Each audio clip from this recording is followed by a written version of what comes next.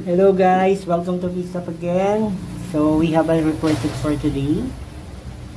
So actually this is a continuation of refer after natin i-format yung ating laptop. So ang model nito is Lenovo IdeaPad 320. So recently pinormat na natin siya because mabagal yung kanyang Windows. So upon din sa formatting natin, before of that, connect natin yung performance ng hard disk nito kung nasa good condition pa ba siya.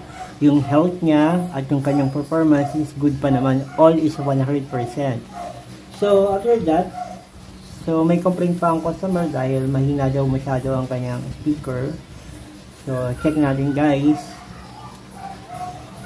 Power on natin kung ano ba yung problem nito.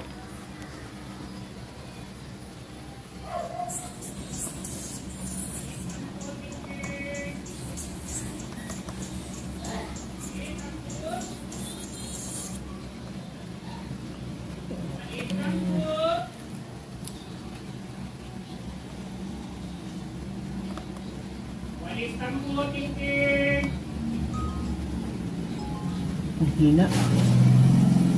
Ayun yun guys, mahina nga yung speaker. Test natin ulit guys. Diba? Hina no? Naka 100% na yung kanyang volume. Okay naman. Do natin. Reduce volume 50%, reduce volume other sound by 80%, mute. So do natin tayo, okay naman. Pero ba't walang sound? So may tugtog ko pero walang sound.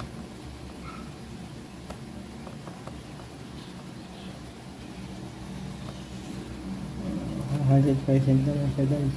Ayan. 100% yung volume niya.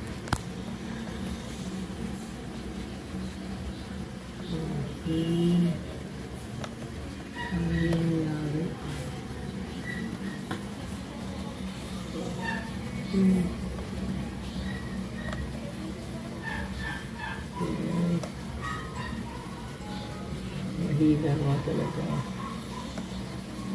Okay, go natin. Okay.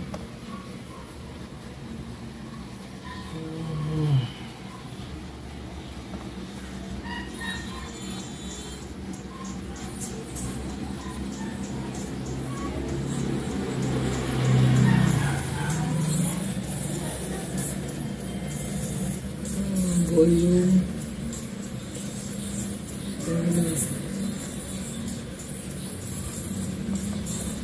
So, walang sound. Try natin guys i-buksan yung ating speaker. Push natin down.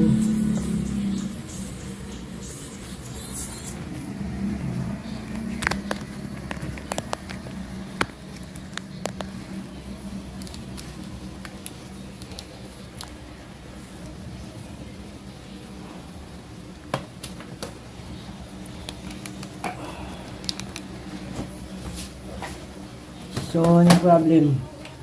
Bakit walang sound? Mahina, sobrang hina.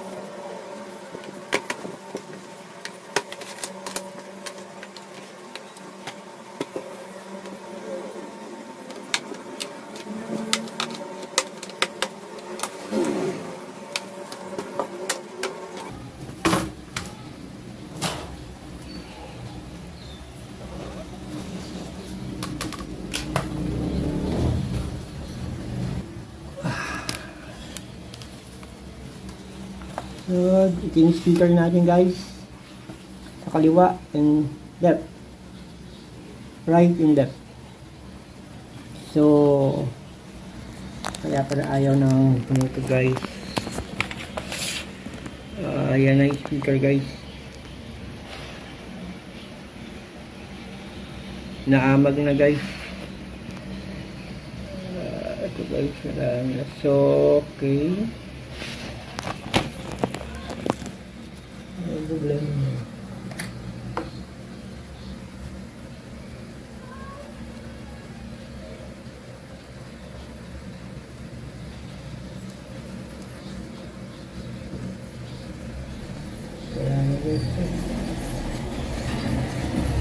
Wala na guys.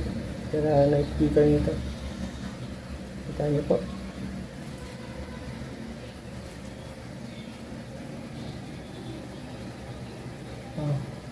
Ayan. Na ano na. Yung kanyang parang speaker is naamag na or ano bang nangyari dyan.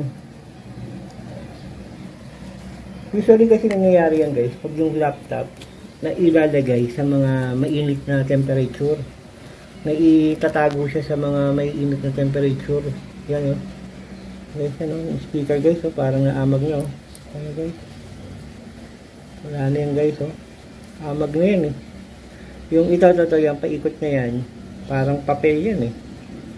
Yan, so dahil sa mainit yung temperature, nagganyan na siya. Parang medyo papel na may paghalong parang pagka-styro.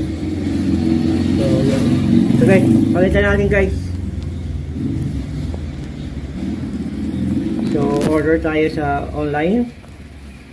So, balikan na lang natin to after a couple of weeks or days. Siguro naman di abutin ng more than 1 week ang order natin guys. Hello guys! Welcome again. Picks up. So, continuation po ito ng repair po natin doon sa Lenovo IdeaPad 320. So, last week po yun guys. So umorder kasi tayo through online. So, dumating na yung speaker na bago guys. Ito. Inabot din siya guys ng 1 week and 2 days. Kasi nanggagaling pa to sa China. So, hindi ko pa natatry guys. So, isasalpak na lang natin to guys ngayon. So, try na natin ngayon guys. Ito yung nakaraang ating laptop. So, remember guys, yung last na ano natin, itong speaker na to, sira na talaga yung kanyang speaker. Yung kaliwat kanan, pareho sila. Usually kasi guys, nangyayari yung ganitong problem. Nasisira yung speaker ng laptop. Based on my experience at history ng mga customer na nagpagawa sa akin. Pangatlo na to guys, pangatlo na to eh. Same yung history na nangyari po sa kanila. Hindi nila ginagamit ng laptop, so tinabi muna nila sa isang usually doon sa mga cabinet kung saan safe yung kanilang laptop, pero yung temperature is napakainit. So matagal na po nandun yan, mga months, week o year na siyang nakatago doon. Yung kanyang speaker guys, nagmo-moist siya, lumulutong pag natuyo naman. Pag taglamig, nagmo-moist, pag tag-init, lulutong siya. So, nangyayari doon, parang nagpa-pop up yung mga paikot niya, naluluto. Yan, hanggang sa ganito na nangyayari guys. Yan, ito na nangyayari dyan guys. Oh. Yan, ito na nangyayari dyan. Ayan. So, may tamang ano rin kasi storage dapat inalagay natin yung ating laptop. Diba? Nasa tamang temperature, hindi masyadong mainit, hindi rin laging malamig. Okay lang sanang laging nasa magandang cooling ano siya, storage, yung malamig siya. Pero kung init at lamig lang nandun, masisira talaga yung speaker niyan guys. So, may tamang storage na paglagay ng laptop guys. So, start na tayo guys.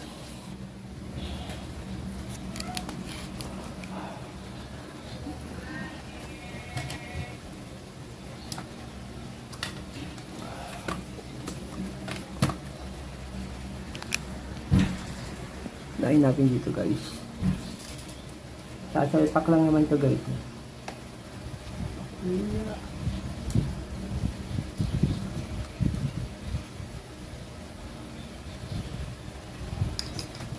Yan ko, kailangan natin i-disconnect ko. Ayan.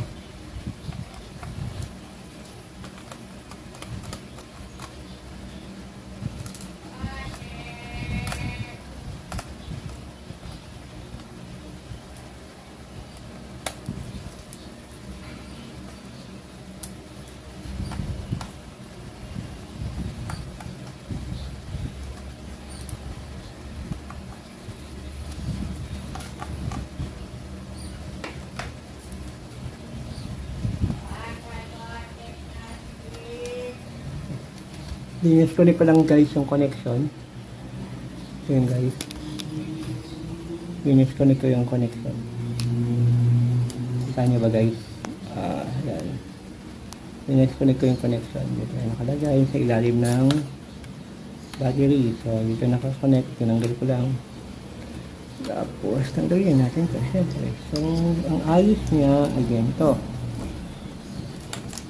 So, dahil bagong-bago ang ating speaker, tanggalin natin ang ito guys, ganyan siya pag ayos na, di ba? Compare din sa before and after. Ito yung after natin dahil bago siya guys. Sana may legit, magandang tunog. Usually kinukuhanan ko naman ito legit dahil pangatlong kuha ko na sa kanyang speaker. Yan guys,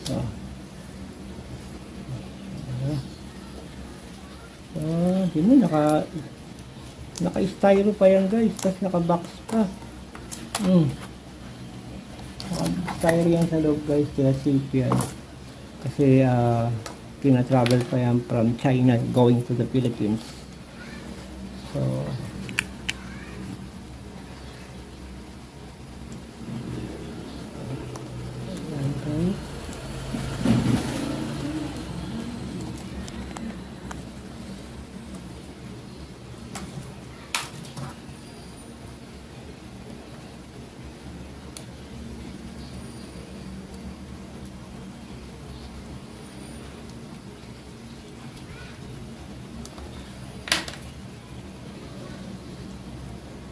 tama ba ang paglagay ko dito?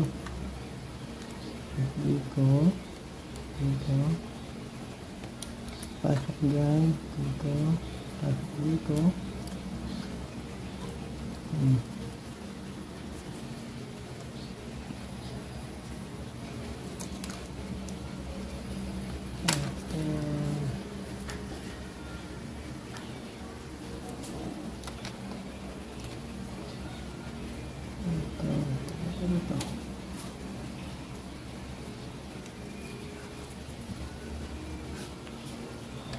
Tama ba?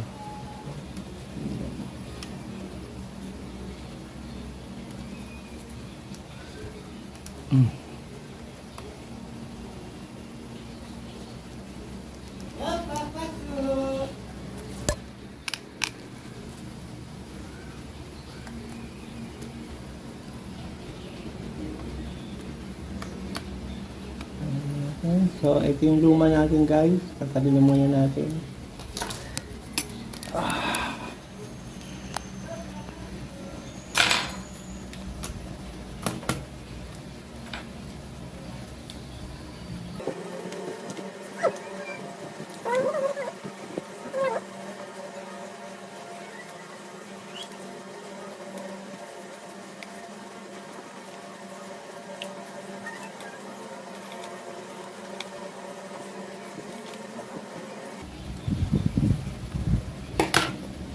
Okay guys, so try natin testing muna, wag natin muna i-fix. Ano ba tayo nakaligtaan? Double check natin. Okay, nakacheck pa naman. Okay, pilig naman.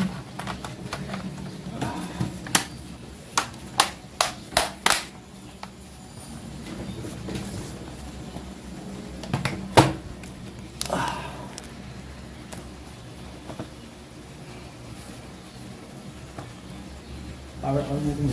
So, lagyan natin ang power on.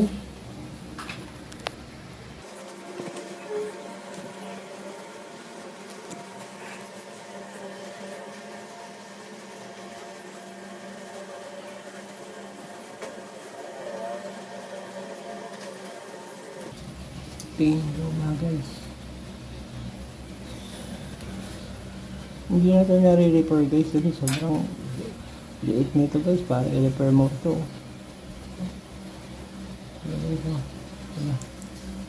Naluto siya pa ikot oh. Diba? Sa lamig at init yun.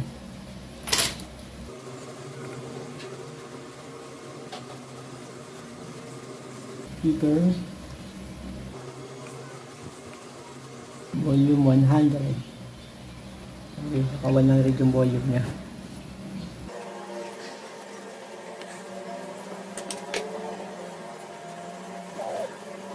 Does your child have allergies? Give her Similac Tummy Care HW3 Plus to help reduce allergy risk with triple copper blend to help triple your protection. Similac Tummy Care HW3 Plus. Legit guys yung kinukuhanan ko. Saka original yan guys. Hindi yan class A lang. Okay guys.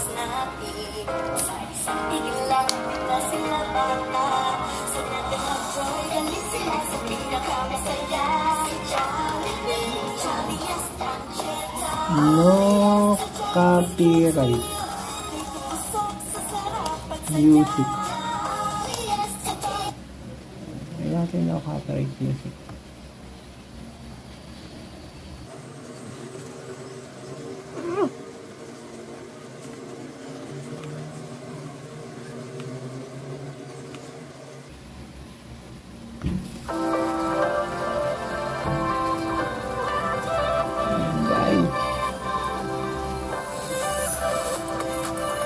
Volume.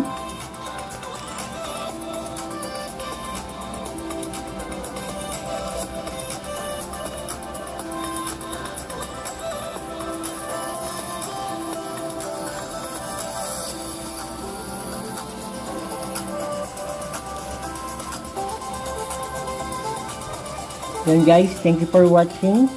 God bless po. Please comment and like my video. Support my account. God bless.